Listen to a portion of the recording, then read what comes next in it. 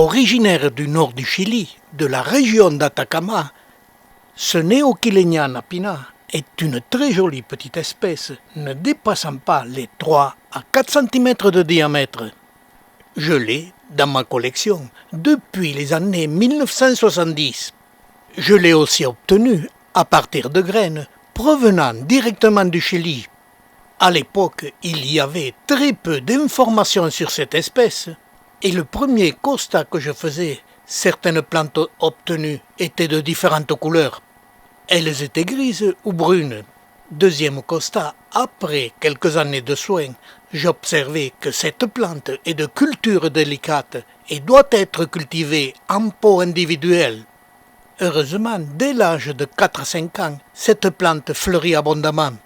Et comme à l'époque j'avais plusieurs pieds qui n'étaient pas du même clone, j'obtenais facilement de superbes fruits, très décoratifs, contenant chacun une 50aine de graines, grosses et noires, que je semais, qui naissent facilement, et je greffais certaines plantules sur Chiabientia zedneri, greffage avec des plantules de 3 à 4 mm de diamètre, ce qui correspond au diamètre du porte-greffe.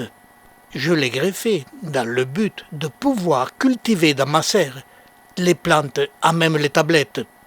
20 ans ont passé et le sujet greffé sur Chiabientia zedneri a pris des dimensions hors normes par rapport au sujet non greffé issu du même semis. Les deux pieds ont pourtant le même âge mais pas le même développement. Et ce sujet non greffé, qui a pourtant une 20aine d'années, n'a jamais fleuri. Ce qui me prouve que la culture sur ses propres racines et à même les tablettes ne lui convient pas. Alors que la même espèce, mais cultivée en pot, me fleurissait et fructifiait abondamment. Et je reviens sur mon sujet greffé qui a atteint plus de 14 cm de hauteur sur 5 cm de diamètre. Et l'avantage de greffer cette plante, c'est la floraison.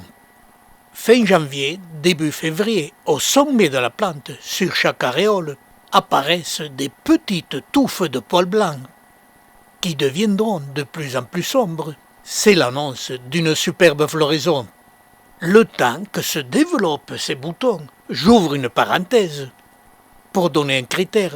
Pour reconnaître et ne pas confondre les Neoquilenia avec les Neopoteria. Les Neoquilenia ont tous les boutons et les fruits couverts de poils.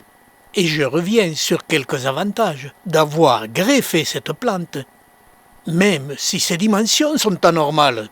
Mais le greffage permet d'obtenir une abondante floraison répétitive du printemps jusqu'en automne.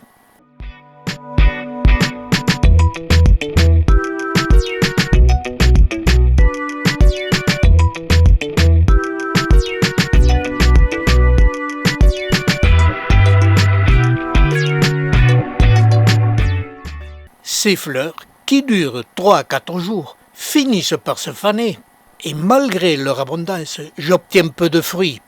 Pourtant, je suis souvent intervenu pour les féconder, et parfois ils se développent, mais ils restent peu développés et mûrissent très mal.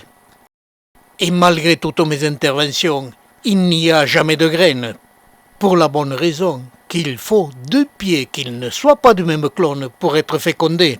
Mais mon deuxième pied, malgré ses 20 ans, n'a jamais fleuri.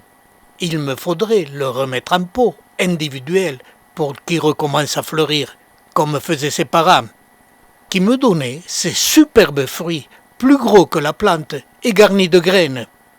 En attendant, je me console, car le pied greffé donne des rejets, qui me donnent la possibilité de les greffer, mais pas sans inconvénient, et ce sujet, je le traiterai sur de prochaines vidéos.